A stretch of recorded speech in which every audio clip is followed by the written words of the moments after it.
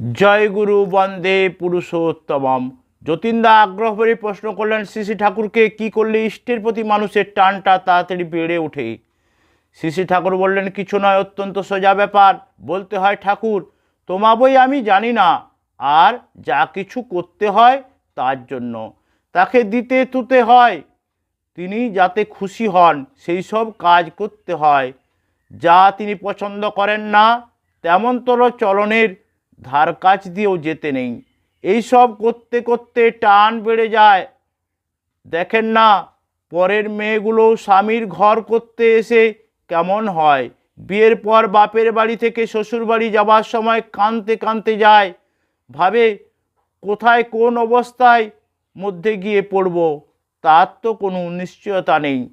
ভয় ভাবনার অন্ত থাকে না। কিছুদিন যেতে না যেতে স্বামীর ঘর তার আপন জায়গা হয়ে ওঠে। তখন বাপের বাড়ি এসে আবার বেশি দিন থাকতে চায় না, বলে আমি ওখানে না থাকলে শ্বশুর শাশুড়ির সেবা যত্ন ঠিকমতো হয় না, আমি আর বেশি দিন থাকবো না, তাড়াতাড়ি চলে যাব। বাপের বাড়ি আরাম বিরাম ফেলে সেই শ্বশুর বাড়ি ছুটে যেতে চায়। কেন চায়? চায় কারণ সে বাড়ি, ওই বাড়ির লোকজনকে সে আপন করে নিয়েছে। এই যে সব পর সব আপন হলো, তা হলো কি করে? এর পিছনে ইতিহাস হলো, স্বামীকেও স্বামীর আপন জনকে নিজের বলে স্বীকার করে নিয়েছে। শুধু স্বীকার করে নিয়ে যদি বসে থাকতো তাহলে কিন্তু হতো না। আপন বলে ভাবলে যা যা করে দিনের পর দিন অজস্র রকমে তা করেছে। এই ভাবা বলা আর করার ভিতর দিয়ে অজ্ঞাতসারে মমতার শিকড় মোটা ও লম্বা হয়ে গেছে। শ্বশুরবাড়ি হয়তো রাজশাহীর কোনো গ্রামে, বাপের বাড়ি বসে একটা খবরের কাগজের হেডলাইনে যদি দেখে রাজশাহীতে ভীষণ অগ্নিকাণ্ড, অমনি বুকের মধ্যে টিপ টিপ করতে থাকে। ভয়ে ভয়ে কাগজখানা হাতে নেয়, ভাবে কি খবর দেখে যেন। যখন দেখে রাজশাহী শহরে অগ্নিকাণ্ড, তার শ্বশুরবাড়ি গ্রামে কিছুই হয়নি, তখন স্বস্তির নিঃশ্বাস ফেলে বাঁচে। এই তো মমতার বিস্তার। সে কিন্তু সম্ভব হয় স্বামী ভক্তিকে সূত্র করে। ইষ্টের প্রতি টান বা ভক্তি হলেই কিন্তু তার প্রসার লাভ করতে থাকে। ইষ্টের সঙ্গে জড়িত যারা, তাদের সকলের উপর গিয়েই টান পড়ে। আমাকে ভালোবাসেন, বড় বউকে ভালোবাসেন না, বড় খোকাকে ভালোবাসেন না, এ হতে পারে না। আমাকে ভালোবাসলে আমার কুত্তাটাকেও আপনি ভালোবাসার ইচ্ছা করবে। কিন্তু এই ভালোবাসার বিস্তার যতই হোক না কেন, তার মূলে থাকে কিন্তু নিষ্ঠা। আমার যথাসর্বস্ব যিনি, তাকে ছাপিয়ে কিন্তু কেউ নয়, কিছু নয়।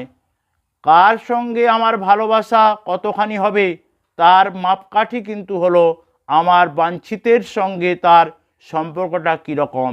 যে আমাকে ভালোবাসে, আমার জন্য ঢের করে, যাকে পেলে আমি খুশি হই, তেমন কেউ যদি রাগ করে আপনার কান মলো দেয়, তাহলেও আপনি তার সঙ্গে সম্পর্ক ত্যাগ করতে চাইবেন না।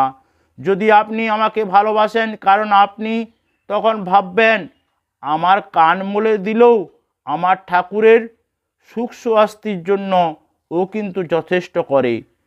যে গরুটা দুধ দেয় তার চটিটাও সহ্য হয়। আপনার কোনো সুখ সুবিধা হয় না তাকে দিয়ে, বরং সে আপনার অসুবিধাই কারণ হয়ে থাকে। কিন্তু ঠাকুরের যদি আপনার স্বার্থ বলে বোধ থাকে, তাহলে ঠাকুরের জন্য তার করাটা ভিতর দিয়ে আপনি নিজেকে লাভবান মনে করবেন। এরকম হয়। আর তার কানমলা দেওয়াটাই যে সামর্থ্যযোগ্য ব্যবহার, তা আমি কই না। কিন্তু এই ব্যাপারে আপনার যে মনোভাব হবে, আপনি যেভাবেই নিজের নিয়ন্ত্রণ করতে পারবেন, সেই কথাই করছি এখানে।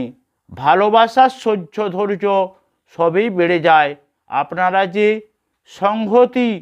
সংহতি করেন, মূলে টান থাকলে সংহতি আপনি আসে। শুধু নিজেদের পরস্পরের মধ্যে যে ভালোবাসা আসে তা নয়, আব্রহ্মাণ্ড পর্যন্ত ভালোবাসার ব্যাপ্ত হয়ে পড়ে। তার বুদ্ধি হয়, বচন হয়, চেষ্টা হয়, আবম্ভস্ত পর্যন্ত। শ্রী ঠাকুর একথা বললেন। সকলকে জয় গুরু বন্দে পুরুষোত্তম।